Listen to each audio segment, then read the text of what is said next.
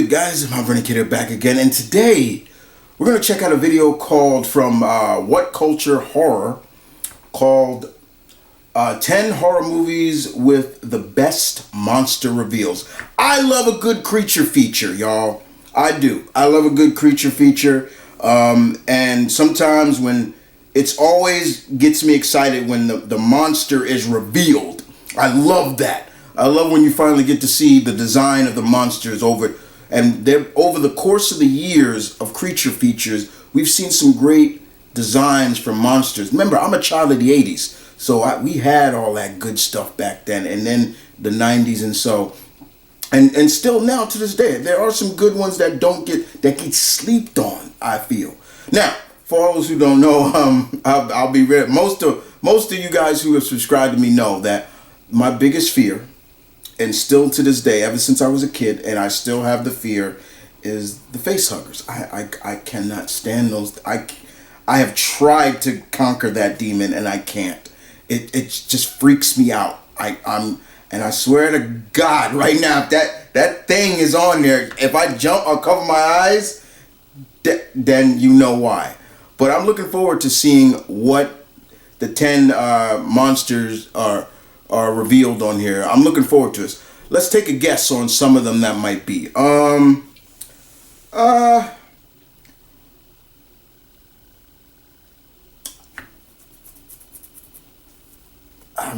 can't think.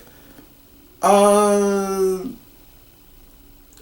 the Xenomorph should be up there. I'm sure that's up there. That should be on the list. We'll see. We'll just see. Maybe there's somebody up there. Is a character there is a creature on there I think should be on the list, but we'll see. If it is, I'll say that's it. That's the one I said. But let's check this out. Thanks for hitting that play button.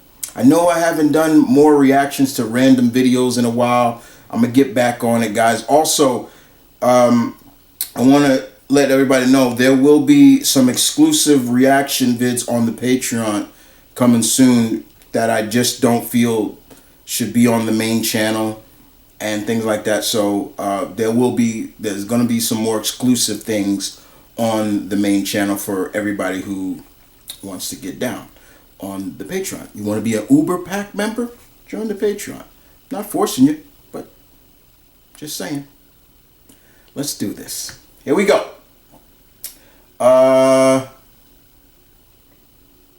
Now. Creature features like Predator and see? Alright, just that's Xenomorph, right? Alright, that's cool. See?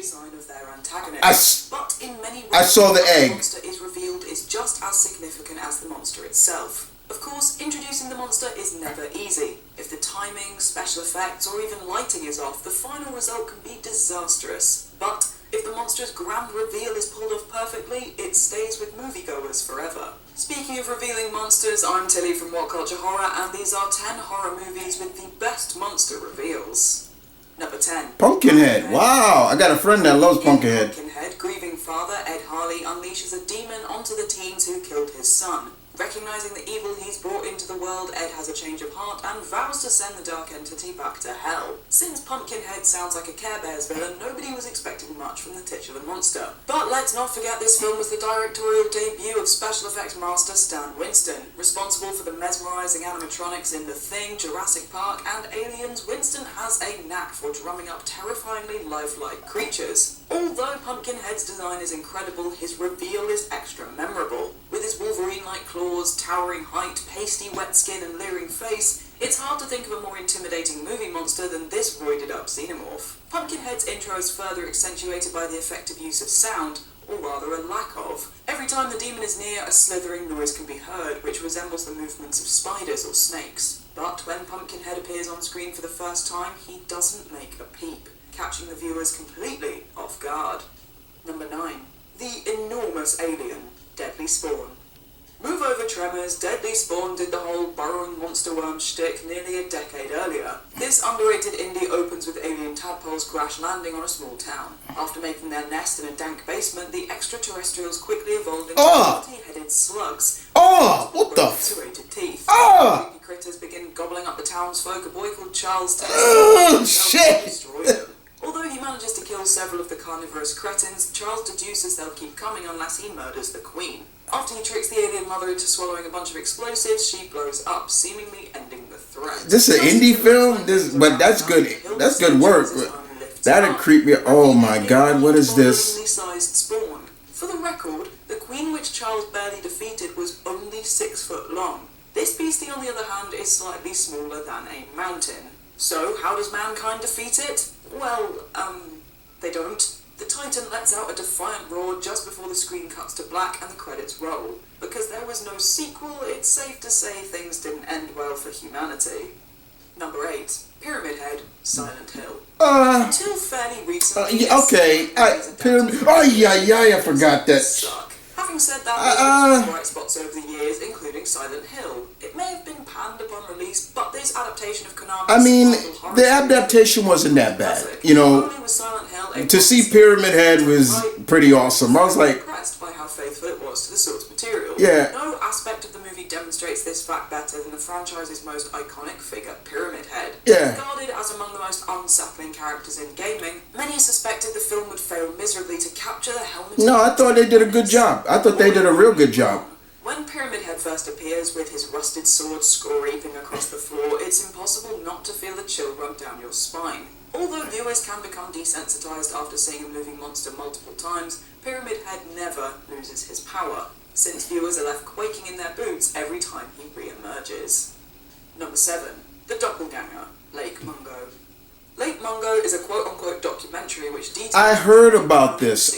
I heard about this. Although her demise is ruled as an accident, her family start experiencing supernatural events, urging them and the filmmakers to dig into Alice's past, where they uncover her double life. The paranormal occurrences are initially spooky, but are soon proven to be hoaxes. After this point, everyone involved in the doc is justifiably skeptical anytime there are mentions of ghosts or people communicating with the dead. Because of this, people are completely thrown off by that moment. While looking through Alice's phone, the family discovers a video of her walking through Lake Mungo, where she sees a mysterious figure. As the footage freezes, it's clear the person who approaches Alice is her own doppelganger. But this figure doesn't just look like Alice. She is the spitting image of her corpse, right down to her bloated face and closed right eye. This moment is never explained, but seems to symbolize Alice knew she was destined to die soon. What? There are plenty of supernatural moments in Lake Mungo that can be explained away. There's no rational way to interpret this encounter. Number 6. The Mother. Hell yeah, the mother from Barbarian. Oh my God. Oh my God. If you've never seen Barbarian, it takes a 180 real quick. A secret chamber in the cellar, Keith heads through, where he finds a vast tunnel. When Tess hears him screaming, she dashes down, where she sees Keith crawling in pain.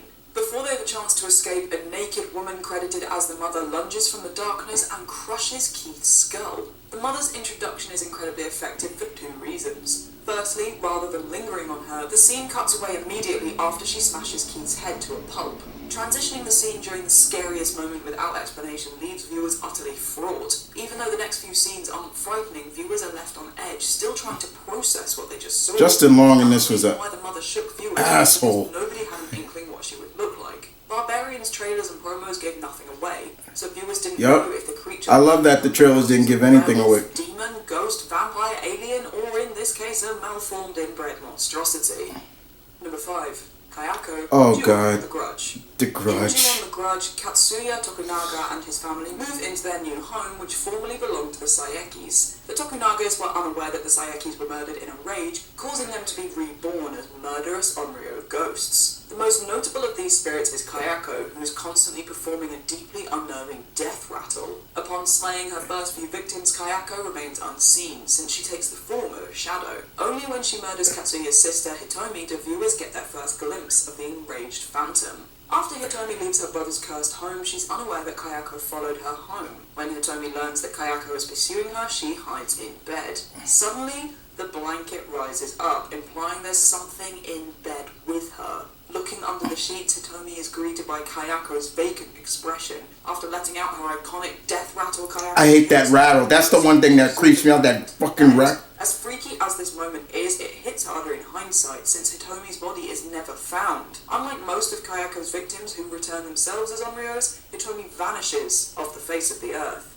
Number 4. Deborah, The Taking of Deborah Logan.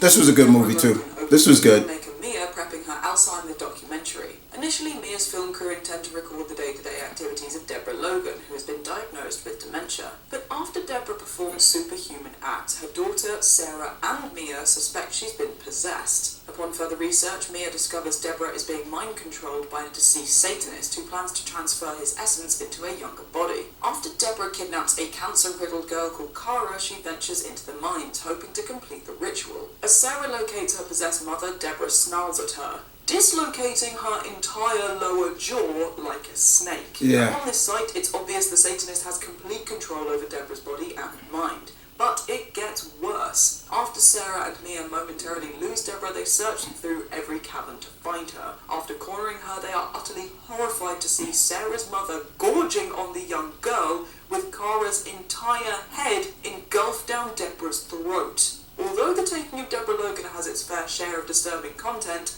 this shot is pure nightmare fuel. Number 3. The Shark, Jaws. Really? Jaws? I wouldn't... I mean, maybe back then, but... you know, when you look at Jaws now, it's like... Because the shark animatronic kept malfunctioning throughout production and admittedly looks a little janky, Steven Spielberg kept the man-eating beast's screen time to a minimum. This decision worked out beautifully, since it made every appearance of our toothy friend count, especially their debut. At the movie's halfway point, Chief Brody chucks Chum into the sea, hoping to get the nasty fishy's attention.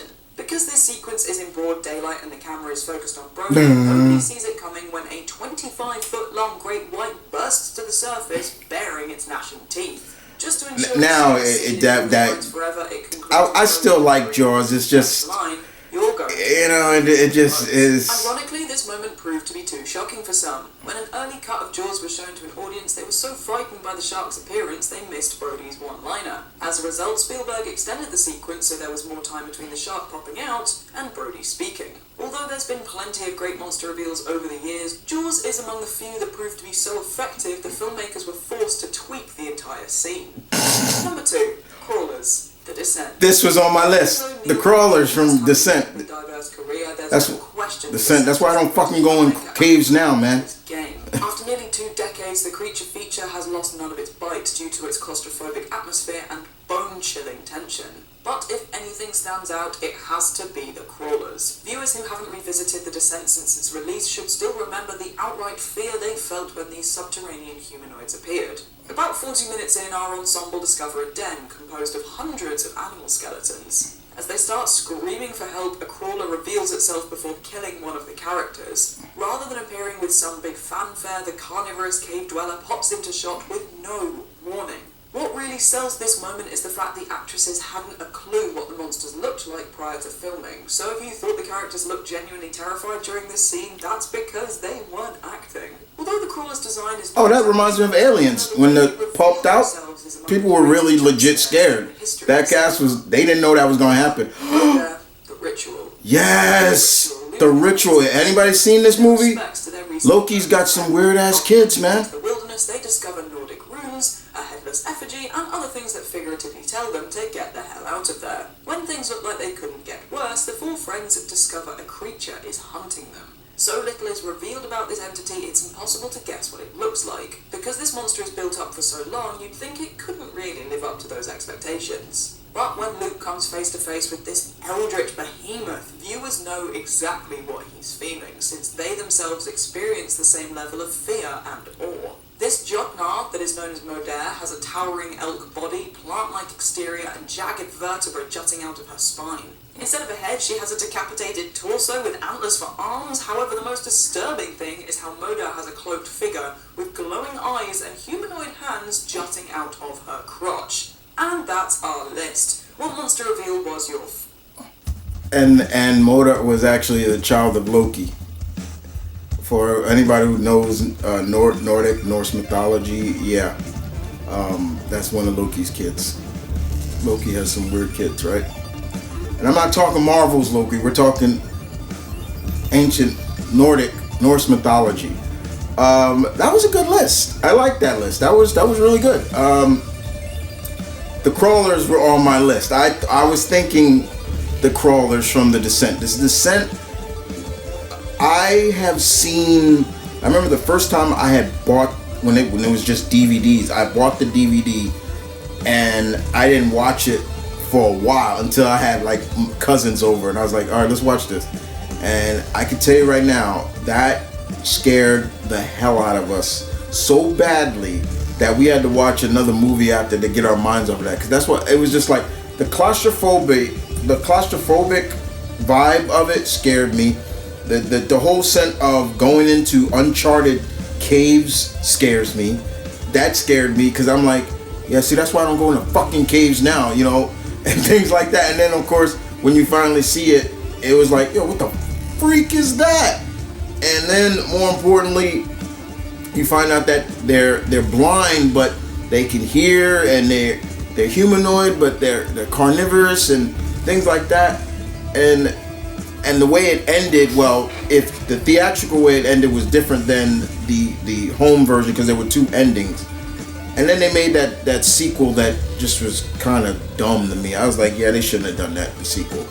But yeah, The Descent was really good. And then the director of that movie, he went on to direct one of my favorite werewolf movies, Dog Soldiers.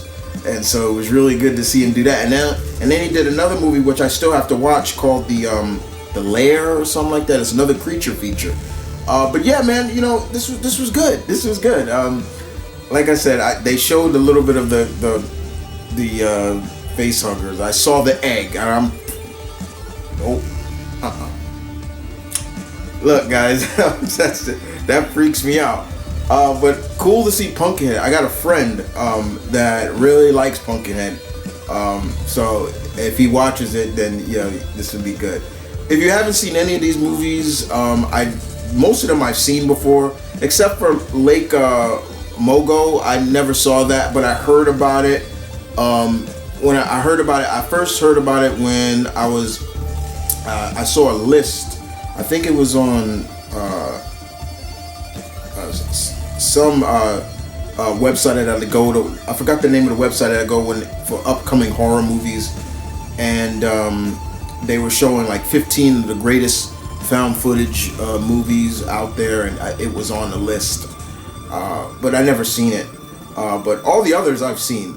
Like I said, Jaws is classic, but at the same time, that shouldn't scare anybody, because the shark.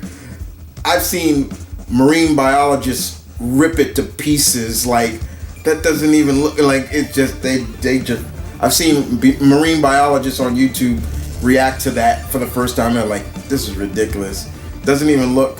And of course, you know, as always, white sharks get really demonized, because most of the attacks from great whites are mistaken identity. Mostly all sharks, but the ones that do the most attacking are bull sharks and tiger sharks, or as they're called, the dumpsters of the sea. Tiger sharks are called that. Bull sharks just got the most aggression, so they're always in a foul mood, and they're the ones that can actually swim fresh water. So I've heard that you see bull sharks in the Ohio rivers and stuff like that. But outside of that, this is good. I really enjoyed that. You guys tell me in the comments below, what did you think about the video?